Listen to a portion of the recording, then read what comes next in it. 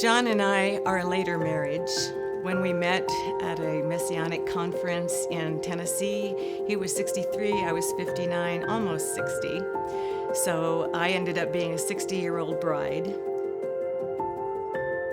We were sitting at our dining room table one day, and he was writing out a check to make a house payment. He still had a house to pay. And I'm looking over his shoulder, and I begin to notice that he's writing numbers completely different than are on the coupon. And I'm going, oh, that's kind of weird. But anyway, I said to him, honey, did you notice that you wrote a wrong amount on your check?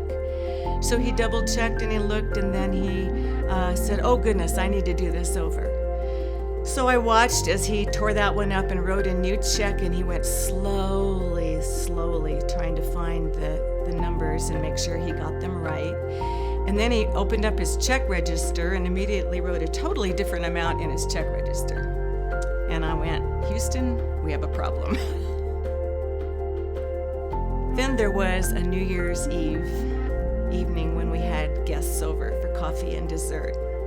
And we had a lovely time, and John really enjoyed being with them, and things seemed well. And it was about 9 o'clock at night when they left, and we started back to the bathroom. And I heard this huge thud that I've heard too many times in my house before.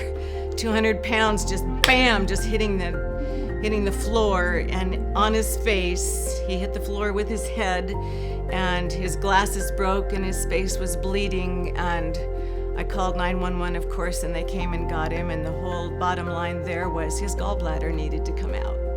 There was this huge breakthrough that happened in that hospitalization.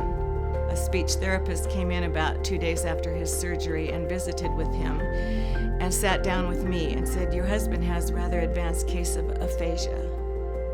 And I was like, aphasia? I don't know that word. What is that word? So when she explained to me that it's a dementia that is of the frontotemporal region of the brain that involves language and skills, mental skills, and speech, communication, I was like, that's it. Well, that's it. That's the answer I didn't have. And then she handed me a brochure for Dementia Together and a telephone number for someone named Cindy Luzinski. And it completely changed our lives. Now there was someone who had answers and knew the help that I needed. And so I started attending the support groups. There's all these people who are going through what I'm going through, who are taking care of husbands or wives or parents that are struggling. And they're caring for one another and offering ideas to one another and listening to each other's stories and each other's pain. And it's just overwhelming what happens when you realize that there's people out there that care and that are actually becoming family to me. Really, really family, you know. It's powerful. And then we started going to the memory cafes. And the thing that amazed me about memory cafes is that a lot of people are laughing and having fun to see all these other people who were going through those same changes, and how we all were learning to laugh and enjoy our spouse right where they are. People have helped me navigate this journey and make it contented dementia.